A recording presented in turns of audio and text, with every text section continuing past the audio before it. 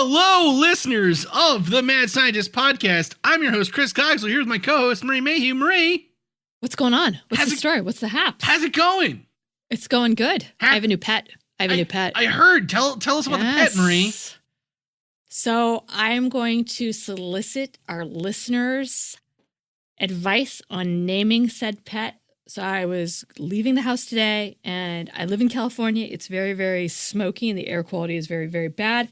And I look over on a plant, and there is a 2-inch praying mantis sitting on the plant. So I come back, it's still just kind of hanging out there. And so what is my natural instinct? I'm like, let's go find a glass jar and capture it, which is really says a lot about me and sort of where my headspace is at. But to my credit, I did put together a very lovely terrarium. It is well stocked with soil and a water source and greenery. And I was able to get this little foreign alien body. We don't know if it's a boy or a girl. Don't really know. I don't know if that's going to be very easy to find out either. I don't know. So I'm just referring to it as a her for right now, I guess. I have her in this terrarium. She's a little bit peeved. She's hanging out on the ceiling of the terrarium. And so I figured, hey, you know what, dear listeners, first of all, if you have any advice on what to feed them, I have some bugs and stuff in there, and I've got some like larvae or some eggs from, plants that I've found around. But if you have any advice on what to feed them, fire up. If you think I should just let her go, I'm more than happy to. But I'm just, it's getting very cold here as well, so I figured I would just bring her inside. And then a name, so I can begin to refer to her and call her by her name. Give her an entire raison d'etre, if you will. So I just started looking this up. So male, female praying mantises have 8 abdominal segments, while females have 6. And the final segment of the female is much larger than the others, while the male has several smaller segments towards the end of the abdomen. So you have to look at the underside of the mantis. I'm not sure how that's going to happen, but you can see what side it is. But it might not be fully male or female yet, or it might not fully male or female. It may not be fully grown yet. To see the differences in the abdomen sections. Right. But there is some sexual dimorphism too, in like the way that they look and stuff too. In certain ones, I'm assuming it's a green one. It's green, but it has a lovely pinkish hue to it. A pinkish hue, huh? Uh-huh. Interesting. Well, I would look it up. I mean, it's really interesting. They're, primarily. So basically, you're telling me just do some research, dude, before you go trapping bugs and bringing them hostage into your house. Why don't you see if you can even sustain its, if it's just going to croak before you just, put it in a glass jar. So you brute. It says they primarily eat other bugs. Mm-hmm. And they also will actually stop eating before they molt, about a couple days before, and then they'll eat afterwards. So it's interesting. Mm-hmm. So it takes 4 to 6 months to reach maturity, and then it'll live for another 3 to 8 months. That's a pretty healthy lifespan for a bug. Yeah, when keeping the mantis relatively cool and not feeding it a lot, its lifespan can be greatly increased. Well, there you go. Interesting. But it's really cold out, and it's I don't think the air quality necessarily is affecting it too much. No, I don't know if it matters. But I mean, come on. I mean, I was just like, it was just sitting there, and I'm like, you poor thing. First of all, some bird is gonna get you, because we have mourning doves that live they're nesting really close to it, and I'm like, you're just gonna get picked off. And I was like, well, I don't know. The cat's getting too big to cuddle, so maybe let's try this. Interesting. Good stuff, Marie. Well, that's a lot of fun. A name. Tweet at us with a name. Anyways, on today's episode of the Mad Scientist Podcast, we are going to be kicking off this season of episodes by discussing something that I have a lot of love for. Marie, I know you are also really interested in it, and I think it might. I don't want to give any spoilers here. We are talking today about The search for pieces of extraterrestrial craft. Space junk.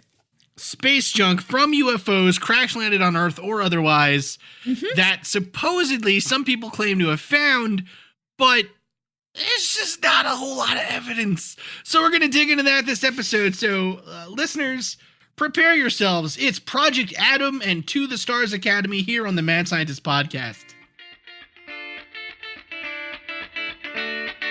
Welcome to the Mad Scientist Podcast. This week's episode, To the Stars Academy.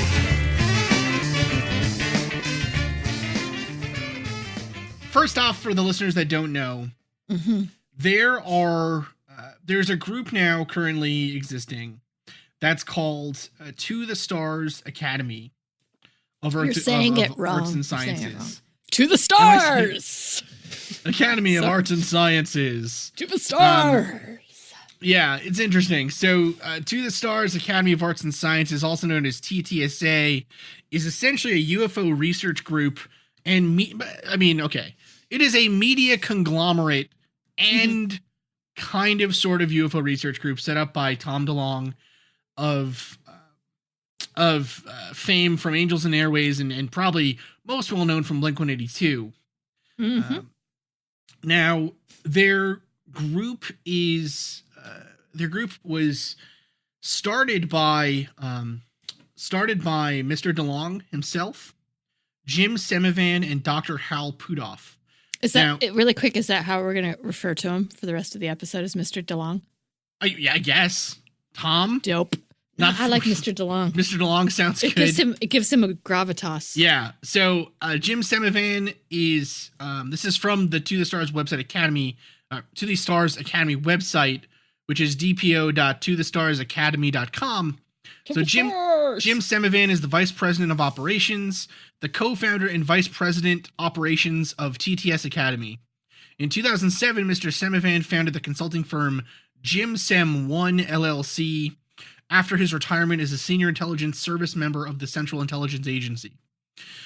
Since retirement, Mr. Semivan primarily worked as a consultant for the intelligence community IC on classified topics including IC leadership training, CIA tradecraft training, and IC programs for countering weapons of mass destruction. Mr. Semivan retired from the CIA agency's Directorate of Operations after 25 years as an operations officer, both overseas and domestically. He holds bachelor's degrees from The Ohio State University and a master's of arts from San Francisco State University. And then the other person that started this company with Tom DeLonge is Dr. Hal Puthoff, the vice president, science and technology. So again, Dr. Harold E. Puthoff is the co-founder and vice president of science and technology of TTS Academy. Since 1985, Dr. Puthoff has served as a president and CEO of Earth Tech International, Inc., and director of the Institute for Advanced Studies at Austin. He has published numerous papers on electron beam devices, lasers, and space propulsion, and has patents issued in the laser, communications, and energy fields. Dr. Puthoff's professional background spans more than 5 decades of research at General Electric, Sperry, the National Security Agency, Stanford University, and SRR International. Dr. Puthoff regularly advises NASA, the Department of Defense, and intelligence communities, corporations, and foundations on leading-edge technologies and future technology trends. He earned his PhD from Stanford University in 1967 and won a Who's Who Lifetime Achievement in 2017 that recognizes individuals that have achieved greatness in their industry and have excelled in their field for at least 20 years. Now, that all sounds super impressive. Puthoff is relatively he has a learned background. We can say that, right? He has a learned background and has a breadth and scope of experience that is commendable. But here's the thing, right? Just if you're listening to the show, you already know this. Just because you have a PhD does not mean your opinion is worth a damn near anything. Right? Just because you are a member of the sciences does not mean you know anything worth talking about. Man, you could be hosting some rinky-dinky podcast. Seriously, it's ridiculous. All sorts of junk. Now, really, you got to be careful out there, people. You got to be careful. A lot of co-host who just is on for the fart jokes. The rubes, the people out there. Oh my goodness. Dr. Cox, I'll tell you. God bless him for making me feel important. So, here's the thing with this company, right? So it sounds really good on the surface. And honestly, when the company first was founded and the announcements were made, I was super excited. I was very hopeful. And it started off with a bang, really. It started off with Luis Elizondo going on CNN as a consultant for To the Stars, discussing how he was part of this government program that was looking for UFOs, essentially.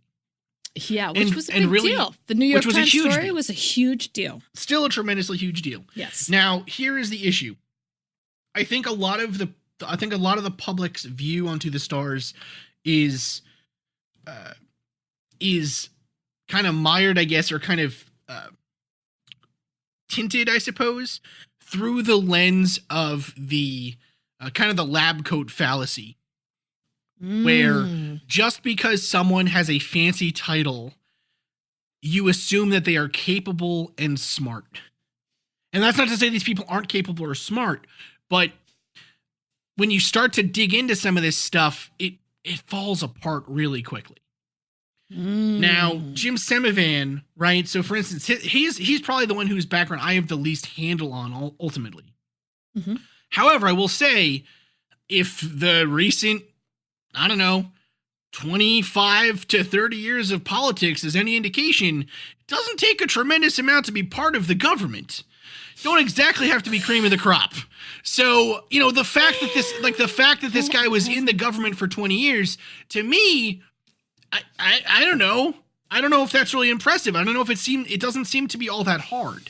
Now, there's all sorts of, strata of quote unquote being in the government. Right? I mean, there's all sorts of government workers. There's all sorts of career professionals that span different capabilities. And just like any field, there's people that are better at what they do than others. Well, absolutely. And so that's the thing here, right? I bet Mr. Semivan is very capable in terms of intelligence gathering and in terms of counterterrorism and defense and all the things that he was a part of in the CIA. I'm just not sure he should be reverse engineering alien technology. Well, and I think it's also... Or I don't know if he can. I don't know if anyone can. I don't know if I can. I don't know. Let's not sell ourselves too short here, buddy. I think you're a doctor. But I will say the CIA, I think what's hard about as soon as you invoke the company, then, it's the black box, right? You can only assume that, one, if you worked for the CIA, you must be, very intelligent, very, capable. And because there's no other way of proving anything different unless it's declassified or, it's up on the FISA, the Freedom of Information Act website. So there's no way of knowing any different. Right. It goes into a black box. That's the trump card. That's the major trump card is they work for the CIA. And everyone's like, whoa, like we have people at my company that worked for the CIA. I have been in meetings with these people. And I'm like, were you in charge of restocking the creamer? Right. Not that that's not an important job. Now, so here's the one person that there really is a lot of info on is Hal Puthoff. Now, again, not to speak ill of someone, I've never spoken to Mr. Puthoff. He seems like he's a sweet man. He seems totally fine. He has glasses. But a lot. If we start to pick apart some of these things that are even on the To the Stars website, things start to get a little bit questionable. Now, God. All right. What did you pick apart first? Okay, so first off, he lists here that he is the director of the Institute for Advanced Studies at Austin. Now, anybody in the academic fields of any description, or anyone who's really been following science for the last 100 years or so, has heard of the Institute for Advanced Study. Now, the Institute for Advanced Study is a think tank essentially in Princeton, New Jersey. It is an independent postdoctoral research center it's basically funded by philanthropy. And it was where Albert Einstein worked. It is where John von Neumann worked, where Kurt Gödel worked. It is just intensely important, right? In terms of science, it has had a lot of very important people work for it, right? Now, the Center or the Institute for Advanced Study is not the same, though, as the Institute for Advanced Studies at Austin. It's a plural. It's got to be better. Now, the Institute for Advanced Studies was founded by Dr. Puthoff himself as essentially what appears to be just kind of another kind of research think tank. But this in my mind is akin to, Marie, we could start a gas station and call it the Massachusetts Institute of Technology gas station. Right? We could start our own think tank and call it Brooklings. Right. I mean, it's so that's very questionable. Man, now that's not a half bad idea. Now, the other very questionable thing here is the inclusion of a Who's Who Lifetime Achievement Award. Now, I'm sure all of our listeners have gotten this kind of thing in the mail.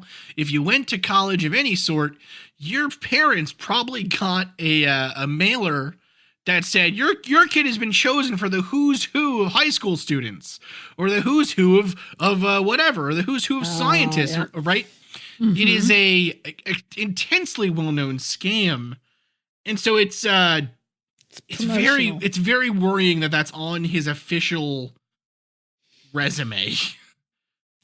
Yeah, I will. Yes.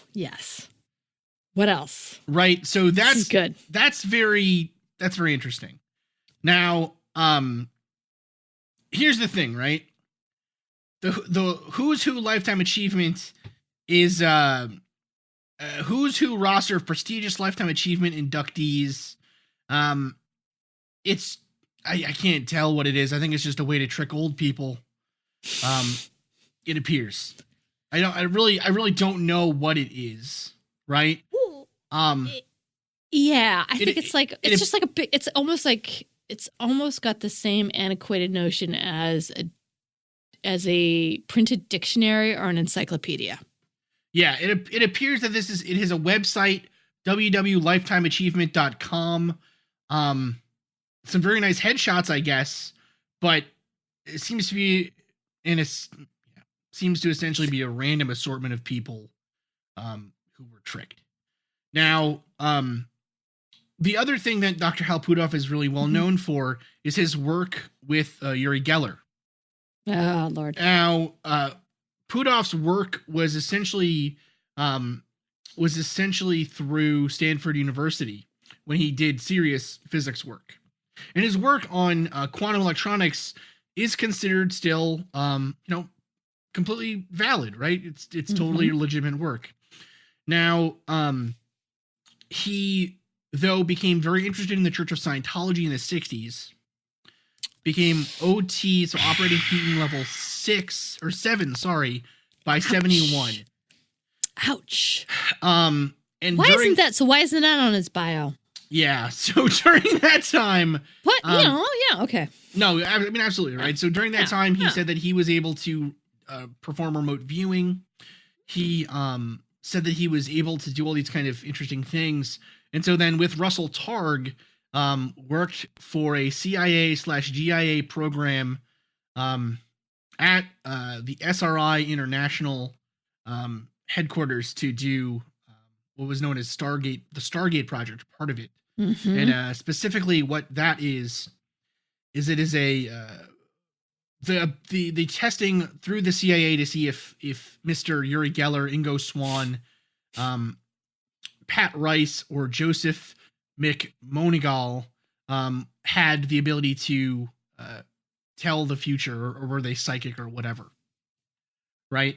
Now, it has since been found that study was fraudulent, that Mr. Geller used sleight of hand, and also that there seems to be some indication that Mr. Targ and Puthoff, unfortunately, may have been giving to give them the benefit of the doubt, we're giving them unintentional clues or hints as to what the answers were. They were being read. Yeah. Oh. Now Geller. Yeah. Now he then in 85 founded Earth Tech International, which is his for-profit company, and then also created the Institute for Advanced Studies at Austin, which has no affiliation with the Institute for Advanced Study in Princeton. Singular. Now, what does Earth Tech do? Earth Tech does, Don't know, essentially nothing. I think they just study kind of simple materials. Earth Tech. However, now this is straight from the, what's the word? One of his patents is used as a case study for patent law. It's called a case study of inoperable inventions. Why is the USPTO patent pseudoscience? Or why is the U.S. Patent Office patenting pseudoscience? Oh, God. So quite interesting. Now, this is from that article. Now, this article is it's quite dense, but it's by Daniel C. Rislov from the University of Wisconsin Law School. Now, it says D, the Puthoff patent. After years of legal wrangling, the USPTO awarded Harold E. Puthoff a patent entitled Communication Method and Apparatus with Signals Comprising Scalar and Vector Potentials Without Electromagnetic Fields in 1998. The Board of Patent Appeals and Interferences heard the appeal of his final rejection in 97 and ultimately reversed all rejections. The brief, unpublished opinion illustrates many of the difficulties examiners often encounter when confronted with extremely complex scientific concepts. At first glance, the claims of the invention appear too fantastic to be believed. The inventor claims that the device is an electric communication method and apparatus that does not rely on magnetic, electric, or electromagnetic fields, but employs structures resembling those capable of generating magnetic and electric fields. The patent application also claims to provide a receiver that is shielded from electromagnetic, electric, and magnetic signals, but which is capable of receiving signals. In short, the inventor claims that the device is able to transmit information into an electromagnetically shielded enclosure without using electromagnetic fields. So totally plausible. Yeah. Really quick. So, I will say the one thing that is of interest from Earth Tech is Earth Tech. So yes, founded by Dr. Puthoff. His chief science officer is Eric Davis. Does that name? Yeah. That name should ring any bells for anybody who's a fan of a fan or a follower of a small ranch in Utah, right? Yeah. It's the same Davis. Who is not. I don't know when it's been like a couple. Well, it hasn't been a couple. It's been like a year since I've done any kind of research on Skinwalker. But when he was there, he was fairly above board. Now we're gonna get into it, Marie. Oh my God! Now here is did I just jump the shark? You did jump the shark a little bit. It's okay. God. It's okay. Now, Jake, just take that entire thing out. I will say, if nothing else, you guys need to go to earthtech.org and just take a look at their background, because they have Who Are We? And they have like the best thing ever is the background. So whenever, if you're checking out like any kind of major industry website, you should always see what's in the background behind these people that are the CEOs or whatever, because it's going to tell you so much more than their picture, really. And the background on Dr. Puthoff is crazy ass hysterical. It's just like, it's like this psychotropic nightscape vision, and it's like it's got, stars and moons and clouds. And then everybody else has a bookcase behind them. So now this, it's like it's crazy. Great. Now, sorry. This is from the same legal thing. So essentially what Puthoff's patent is used for is an example of a case where although the underlying science itself is indistinguishable from pseudoscience, the lawyer has to treat it as plausible because of the person's background. Now, this is from note 263 and 264 of this. So, an extensive search of the relevant literature reveals that Puthoff is alone in studying the remarkable effect described in his patent. This suggests perhaps that the experts in the field may find it implausible. And then 264. Although an expert physicist and engineer, Puthoff is recognized in many circles because of his penchant for dabbling in unorthodox scientific endeavors. In addition to being a believer in harnessing zero-point energy for space travel, he also co-authored a positive article about controversial, self-proclaimed psychic Uri Geller in the prestigious journal Nature. Russell Targ and Harold Puthoff, and then it gives the name. It is possible that the examiner was aware of Puthoff's reputation and became more willing to treat the patent application as nonsensical rather than overly complex, but there is no evidence that this actually happened. End quote. Now, it's extremely interesting. So, here's the thing, right? A lot of the things that Puthoff describes, a lot of it is pseudoscience, unfortunately. Now, on the other hand, a lot of it is actually legitimately at the cutting edge of physics. Now, the problem with that is that it's on the wrong side of the cutting edge of physics. And what I mean by that is for zero-point energy to work, for example, so for the listeners that don't know, zero-point energy essentially is the idea that okay, Marie, temperature, right? Yeah, for all you listeners out there that don't know. Okay, temperature. And your host. Temperature, Yes. right? Uh-huh. Okay. How would you describe temperature? By degrees. Okay. Wow, we're doing great. It's warmer, it's colder. Okay. Right? On a molecular scale, what do you think is happening when, like, let's say we have a thing of gas, right? We have a thing full of gas, like a container full of gas. When you heat that container up, what happens to the gas molecules? They expand. That is true, but what else? So they're expanding. They heat up. So they heat up and expand? They're expanding. So what physically is happening to the gas molecules then? Dude, humanities major. I have what? Okay. Come on. I want you to have a thought experiment with me then, right? All right. Okay. Temperature is all that temperature is a measure of the relative kinetic energy of all of the gas molecules in a container. Or work, right? Am I remembering that correctly? Yeah, sort of, kind of. That's similar to what work also does. But as you raise the temperature, essentially, the gas molecules start to go faster and faster. Yes. Okay. And so the reason that the gas expands is that there's literally more motion in the gas molecules. Okay. So as things get colder, then what happens is they slow down more and more. Now, or they constrict. Right? Right. Well, they stop moving, and so then they start to be able to get closer and closer to each other without colliding. Right? Now, as you hit absolute zero, so the point where there should be absolutely so 0 degrees Kelvin is considered absolute zero. At that temperature, what we expect is that gas molecules should have no motion at all. Okay, because there is no average kinetic energy. They're just not moving. What we actually find, though, is that there are odd effects that we see where, for instance, molecules appear to still move even as we approach 0 Kelvin. And we couldn't really explain it for a long time. And the way that we have since come to explain it is using quantum mechanics. Right, so you can't simultaneously know the position or velocity of a molecule. So if it's at 0 meters per second, if it's moving at 0 meters per second, by definition at 0 Kelvin, then we break one of those fundamental laws of nature. And so that can't happen. So instead, things start to move randomly. It has Brownian motion. Okay. Now, what Puthoff is suggesting, and Puthoff's not the only one, there are other scientists that do zero-point energy kind of work.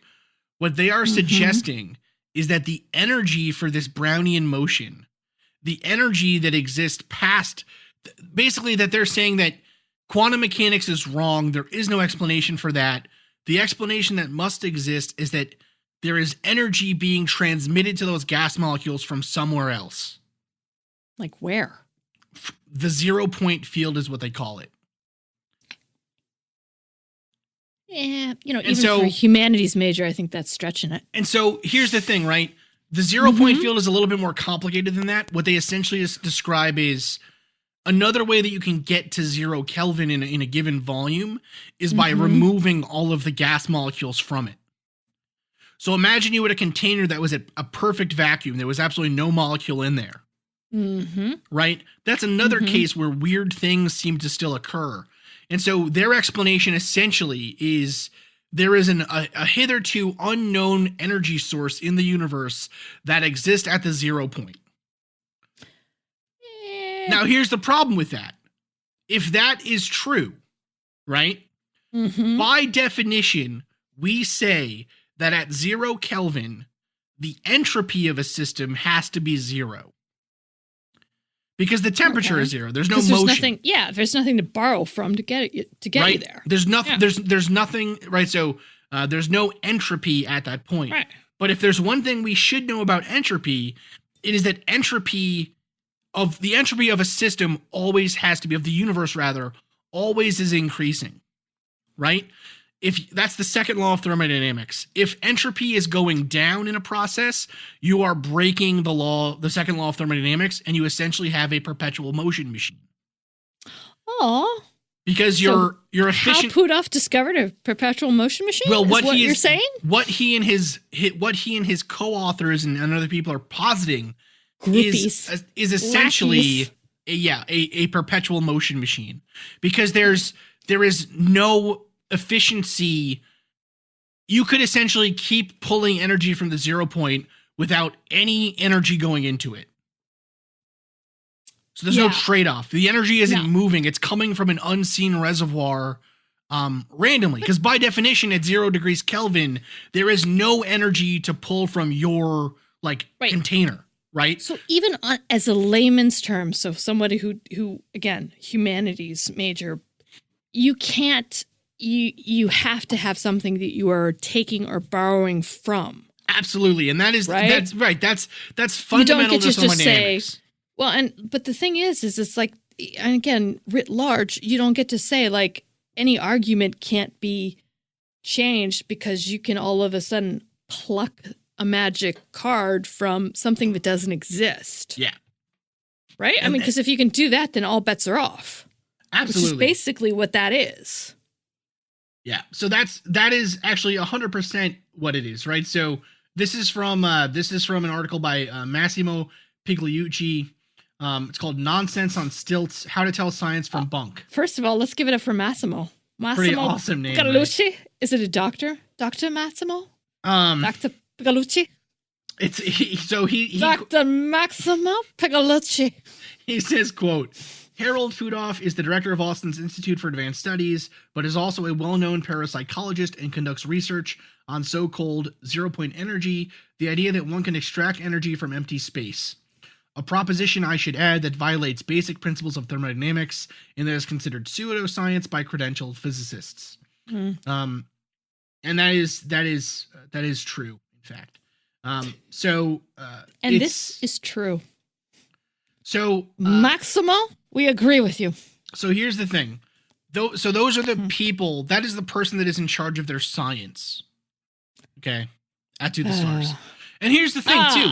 Yes. It is not like they didn't have a body of accredited, well-known scientists to pull from. Because, as Marie said, a lot of the To the Stars work is seemingly a continuation of the Institute, or what was it, the National Institute for Discovery Sciences, or NIDS team that was working at the Skinwalker Ranch with Robert Bigelow. Allegedly. Now, why do we say that? The reason say it is that To the Stars Academy lists all of those sciences on their team website.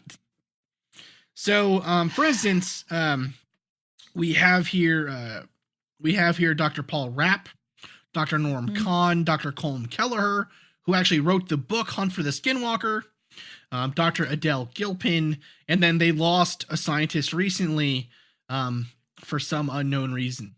Yeah. So again, the scientific credibility here is unfortunately, I think, lacking, because I think that Mr. DeLong has his heart in the right place.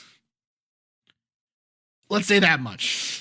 I think this guy, what do you think, Marie? I think this guy legitimately believes in UFOs. Yes, I think that he is an enthusiastic believer, which is it's a good and a bad thing. Right. It's not, well, okay.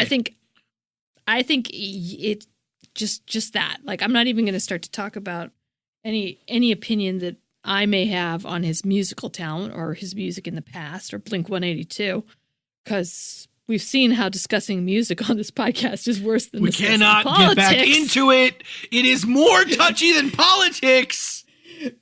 Y'all, I'm sorry. I'm going to have to, people. I'm going to have to. Chris, you're going to have to give me this. I'm going to have to. So here's my thing with Blink-182. I think if you listen to Blink-182 when it came out and when you haven't necessarily been exposed to a lot of other music, it's really great, high energy. It's a definite sound. As soon as you start to like expand any other horizon, you kind of are like, they're derivative. They're not as great as you think they were. They made a lot of money because they made that sound very popular, but that doesn't mean that kind of music wasn't done better or wasn't existing before them. Like a lot of pop punk bands of the 90s, they are essentially like you take the Descendants, you remove any of the hardcore kind of edge, and you dip it into like MTV Pop Sugar kind of stuff. And you pull it out. And Marie, I personally find it delicious. You just take away talent. You just take away some talent. Right? Travis Barker's a great drummer. We can't get into this, Marie. So here's the other thing, though. I mean, if you want, like, if you're going to go pop punk and you're like, okay, well, Green Day, at least, like, I'm not a big Green Day fan either necessarily, but at least they have this depth and scope of range that they were able to achieve. And I'm sorry, I have listened even before we started this, before we, you were like, okay, we're going to discuss this. I didn't look at, 0 point nothing. I was like, okay, I'm going to re-listen to all of Enema of the People. Enema of the State. Right? Enema of the State, Marie. Whatever. Get it right. Whatever. Like it matters. And I'm like, nah, I can't even do that. It's that but you know what? Do I think that that Mr. DeLonge I think he's a fervent true believer. And I think, yes, his heart is in the right place, but I don't think studying, I'm going to make another controversial statement that's probably going to get me in some trouble as well. I don't think heart is what you should be using in studying and applying science to anything that could be extraterrestrial. No. Yes, you should be passionate, but your heart is only going to lie to you. Right. I'm just, yeah. And Blink-182 sucked. Oh. All right. We're sorry. Oh. I mean, come on. They're not. Seriously. Listen, but you brought it up. The Descendants was a really good punk band. Descendants are significantly better. There's no doubt about that, Marie. They ripped off them. They ripped sure them did. off. All right. We have to move past this before me and Marie get into some heated debate here about me. Although we don't disagree at all on this, actually. I'm just playing devil's advocate. Now, here's the all of a sudden the people that were listening to us are like, well, F that. Dude Ranch is a masterpiece. Okay. Okay. Now, here's the interesting thing with all this. So, To the Stars Academy gets together. They have these, again, people that if you look into their backgrounds, at least from the science side, things start to fall apart a little bit. Any listeners who are involved in like intelligence or the federal government in any way, if you want to chime in on this, what do you think about Semivan? I would be fascinated to hear your take on it. Now, what we do find though is they have hit some snags. They have released a lot of videos and things that show well-known hoaxed videos or well-known hoaxed images. Even at official conferences, they are working with MUFON relatively closely, just like Bigelow was. Another kind of very... the UFO community does not take kindly to that necessarily. And the other thing that's kind of been interesting is their work with what is known as Project Adam. Now, Project Adam is their supposed collection and analysis of materials that eyewitnesses claim come from crashed UFOs. We got a couple of problems with that off the bat. First off, the idea of debris from one of these ships has been a thing since the Roswell crash. Yeah. Right. That was one of the first things, right? Was, the guy bringing the aluminum foil-like material home and showing it to his wife and kid. Right. And then the next day, the government coming and taking it all away and replacing it with weather balloon debris. In more recent times, some less than stellar individuals have come forward and said, I have UFO material and I think it's whatever, right? So you have people like Linda Moulton Howe, not a friend of the pod, coming forward and saying, no friend of pod, no coming friend of forward ours. and saying, I have these materials, I need to get them tested, whatever. In theory, the people that To the Stars Academy are pulling these materials from are, I hope to God, a little bit more verifiable than, say, the Linda Moulton House. Well, who is best known for going on Ancient Aliens and saying, well, I was a reporter for 25 years and I've kissed an alien. Never that exactly, but essentially pretty much stories of the same caliber. But I'm salty. Continue, Marie. Oh, no. So I think so when we talk about like actually examining something that came from a ship, right? Like we've had other stuff fall from the sky, meteors, right? We've gathered up things that have been in space and have, reviewed them and looked at them. I've got two things that kind of go through my head. Again, not an expert in this, but one, there's a wealth of science that could tell us if something is foreign or not foreign from things that have already been collected. Mm-hmm. And two, to your point, how it's being gathered and where it's coming from, it's like you can't just show up with something in a warehouse and say it's alien.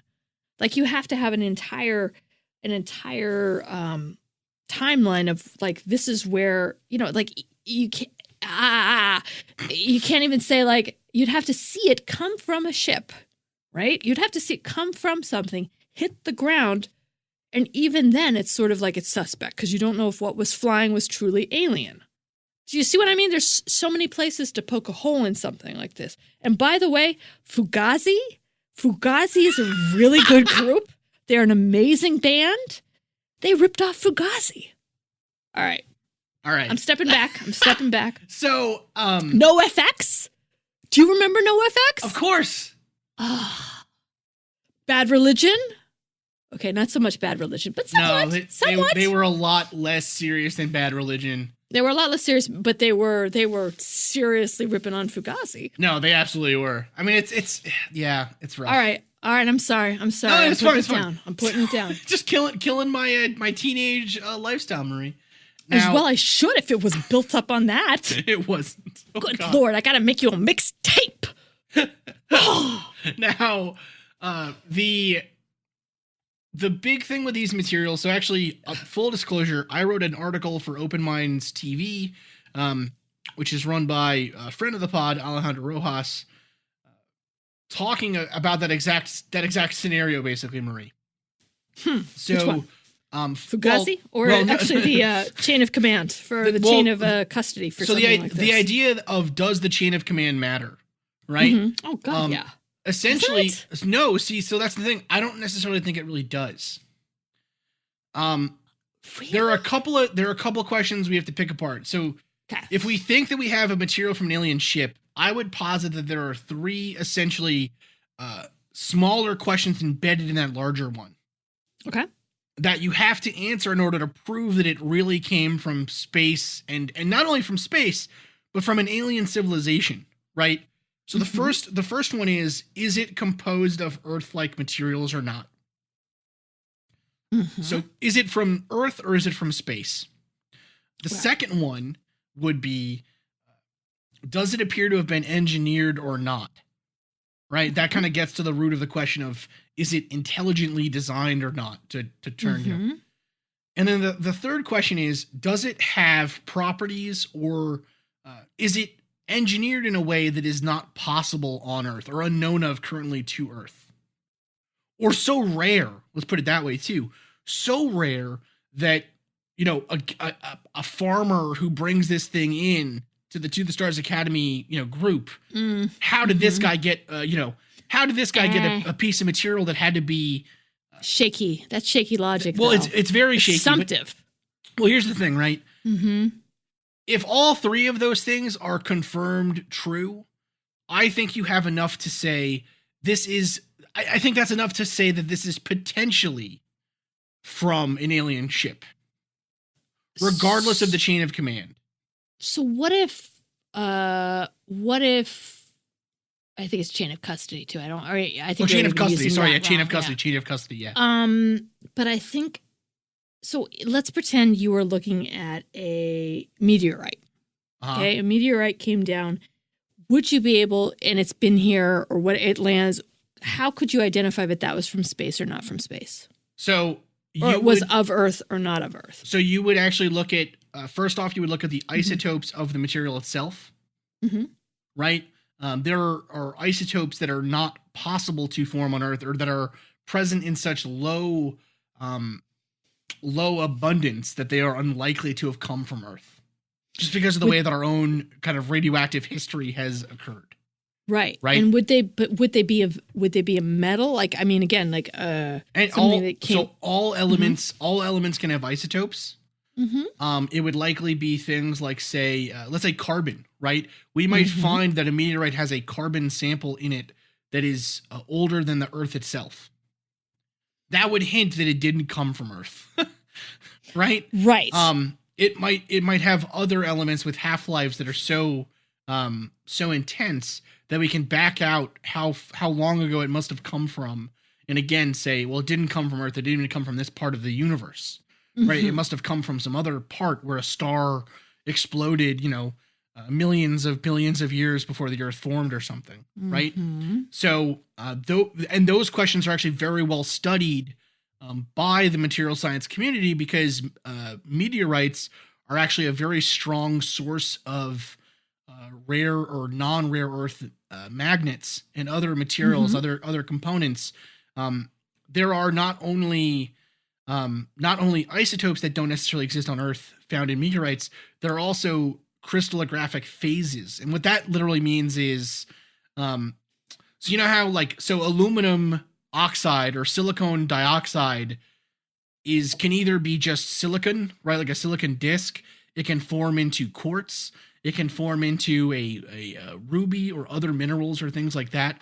That is all based, silicon's a bad example, but that is all based on the crystallographic structure of the material. So you can have very different properties depending on the physical arrangement of atoms in a solid material. And there's absolutely no way to forge this. So here's the thing. There are materials that we find in meteorites that are unknown of on Earth currently.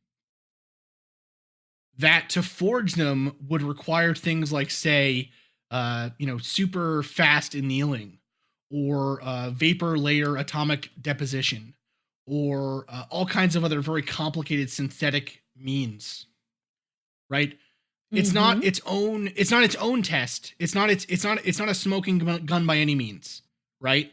Because again, what could always happen is, okay, this guy finds a piece of material that seems to have a crystal structure we don't understand, or we haven't seen yet on Earth or something.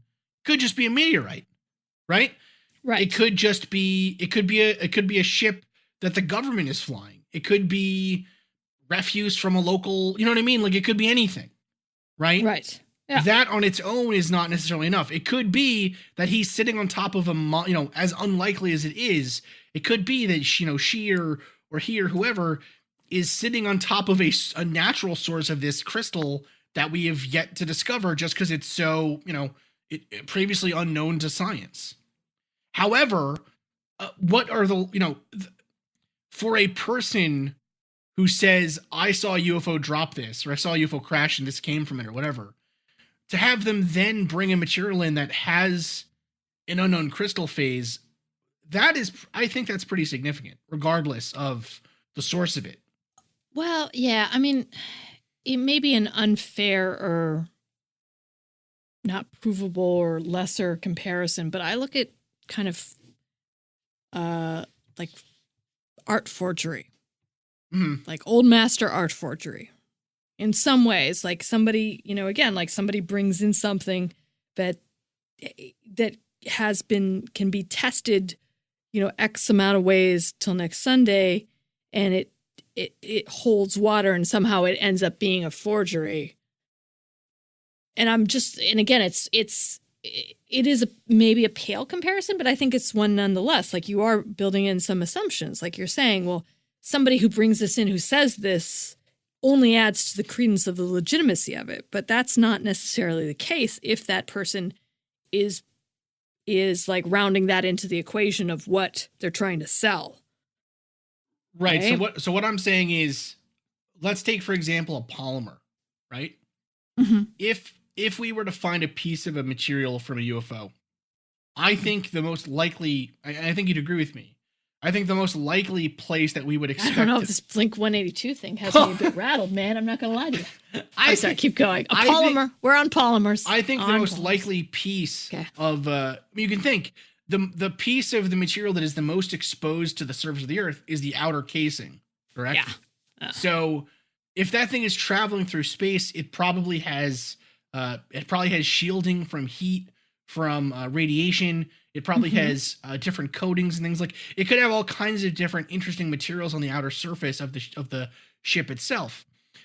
Let's take a plastic. If we found that there was a plastic there that contains oligomer chains that we currently don't make on Earth, right?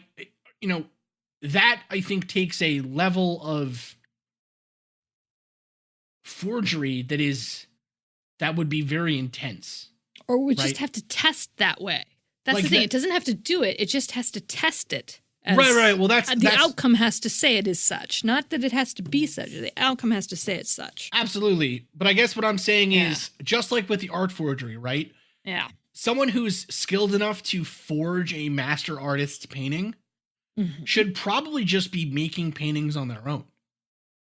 Right. But that's, then you're getting into a huge step. It's the same thing here with this, right? Where it's, if this person is a chemical, a material science genius enough to be able to generate this nanostructured material in their garage or something, forget selling fake alien materials to Tom DeLonge, get him a job at DuPont. You know what I mean? Like, it.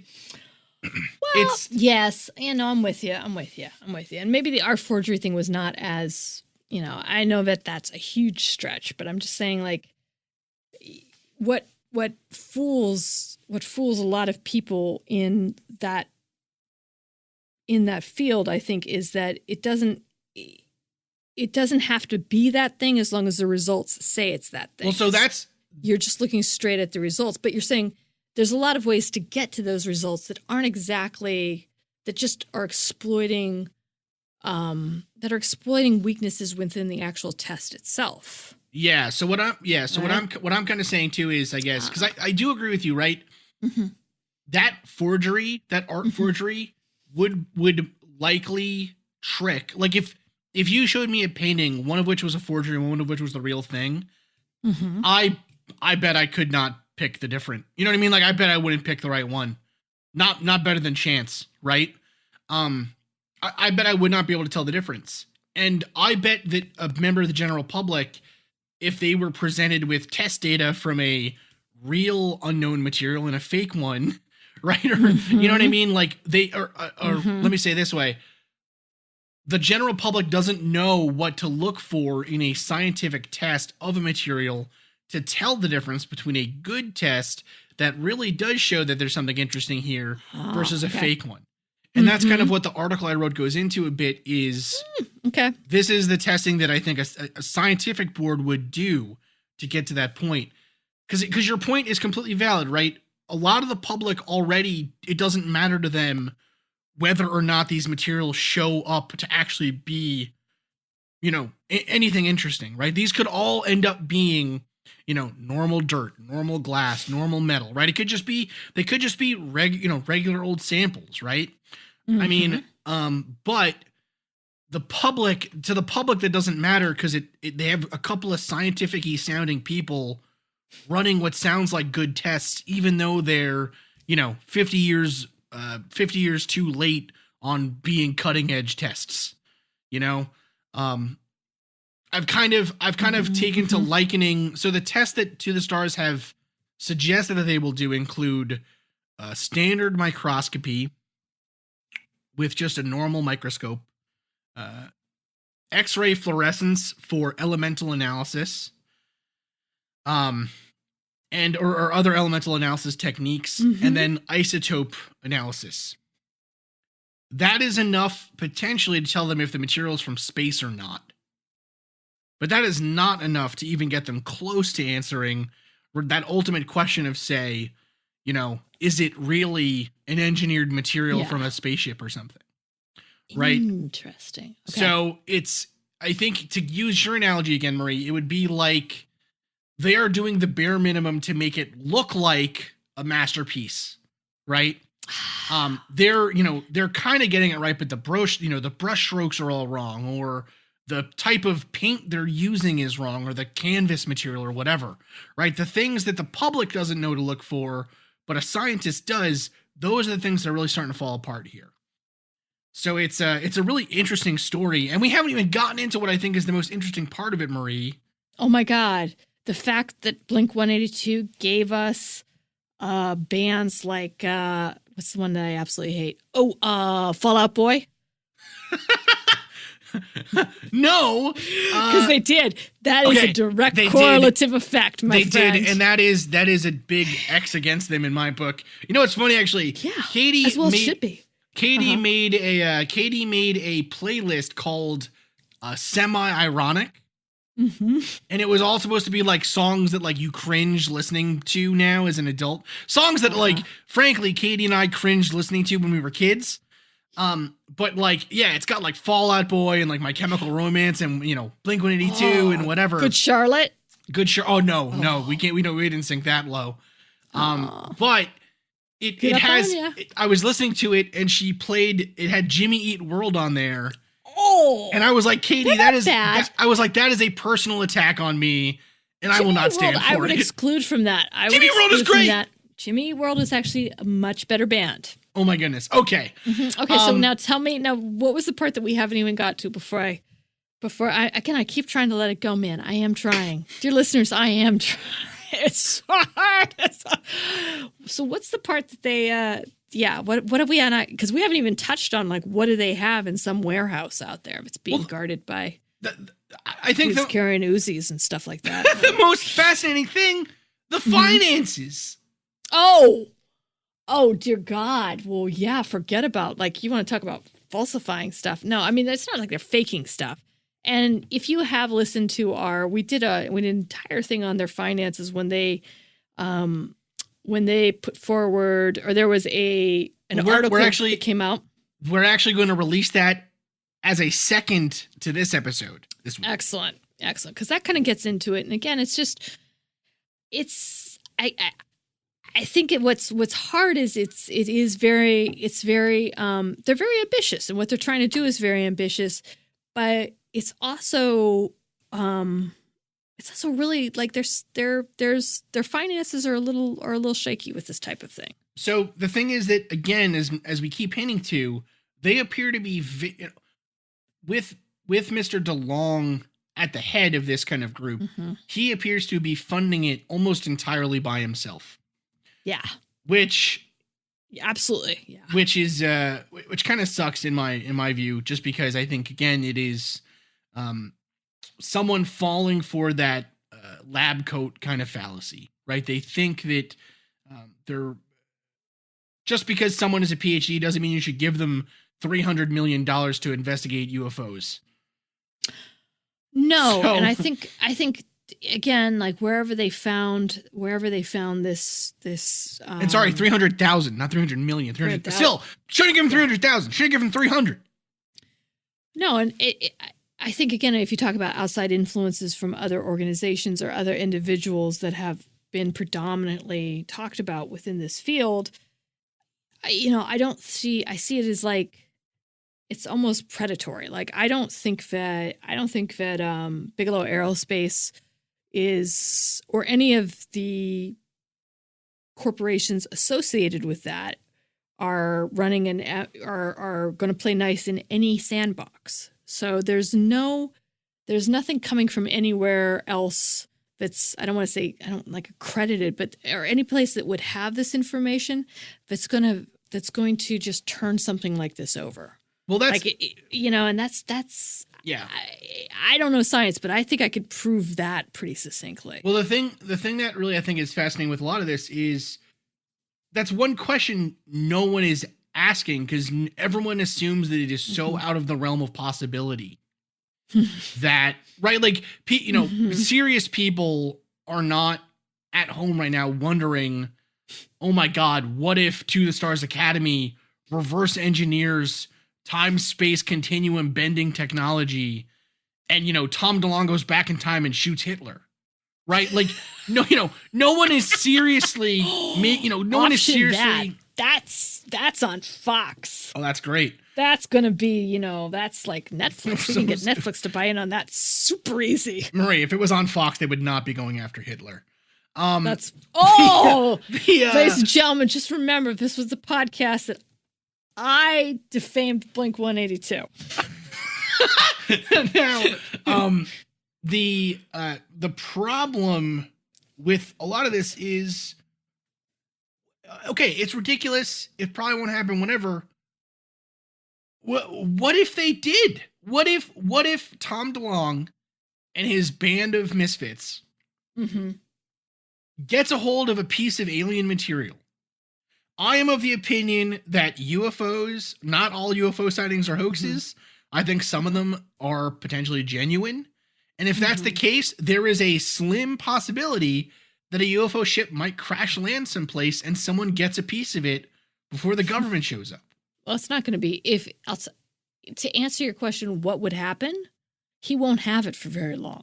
He won't have it because there's no way that there's no way that he would retain that piece for more than 24 hours tops. See, but here's the thing, right? Is if he would never get it in the first place, in my opinion. If they found a material like that, if they did, right? Yeah. Should a group like To the Stars Academy be allowed to patent and sell technology gained from a ship they just find? Well, if they are clever enough to be able to truly identify it as such and prove it as such, then yes. But there's just other entities out there that are much more advanced at finding things that are anomalies and identifying them and sequestering them than To the Stars Academy. Like, honestly, there's just, like, I would say that it's almost moot. It's because there's no way it would happen. There's no way he would get something like that. See, but that's, I think. Go ahead. No, go ahead. I was just going to say, I think that, again, that is giving the government way too much credit. Oh, I'm not talking about the government, my man. Woo! You're talking about the aliens. No. I am talking about other private commercial entities that are out there. Okay. You're talking like Boeing sends. I'm talking like Boeing. Or like, I'm talking about. So you've got them, but I'm also talking about Bigelow. Sure. Okay. Halliburton. Well, yeah. Oh God, yeah. But I mean, there's just other, because whether it's alien or it's not alien, if something is going to be profitable, there is a huge amount of people out there, but that's that's the chum in the water for a shark. And I know I might sound a little conspiratorial putting this out, but like seriously, if it's about money, if it's about patents, if it's about future anything, then there's a lot of people out there with a deep bench of scientists and lawyers that are really much better than anybody that is listed on Mr. DeLong's website. Sure. No offense to who he has. No, absolutely. Well, that's very interesting. So, and that's forget the government. I mean, the government would probably be the second crossing that finish line. But the people that would take that stuff, that would literally be able to get to it quicker than him, that have identified it quicker than him, that would know where it would, that would even know where it would come from quicker than him is there's just no way. Well, it makes me wonder about, say, other countries that, when a helicopter gets, when a helicopter is downed, right? During a military engagement or something, or just a routine thing or whatever, one of the first things that the troops are told to do is to destroy it if it can't be, salvaged. If they can't repair it, blow it up, get rid of it. Yes. Right? Because they don't want other countries to get the technology that we have. Exactly. I think it's ludicrous to think that, again, right, if there's a race of beings able to get here or something, then I think they would be smart enough to know, we crashed, we got to destroy the thing, right? Or on top of that, even more so than that, let's say, why do we think it would ever crash? Right? Like, we're talking about driverless cars and things, right? It's just, I think it's really Those interesting. Are crashing? Well, sure, but that's because it's because Google's AI isn't that good. But I think it's really interesting, and I think that it's a question. Again, we're not seriously asking it, but I think from a futurism kind of standpoint, right? It brings in it. To me, it reminds me of, and this is what this whole thing has reminded me of since the beginning, is the Weyland Corporation from the Alien franchise. Oh, yeah. Right, where they're the first ones to discover that you can how to travel through space, and so they become this like mega super corporation. That, I mean, you read the stuff, the disclosures and everything. That's basically what DeLong is proposing, and I think it's a very serious question we have to ask ourselves. Yeah. No one's taking it seriously, but if you can what read if it it happens on the web? But if you can read it on the web, he's not the threat. The threat is that it's already happened, right? Like the threat is that will happen without our knowledge of it, regardless. And that they've already, like, just sort of like, again, a out of the blue comparison, but like medical device or medical companies that are patenting the human genome, parts of the human genome, right? That's like, they're already building out things that maybe they have no wherewithal to even be playing in. But that doesn't mean that hasn't already happened, that we have no idea about it. We won't know about it until we see it on a billboard.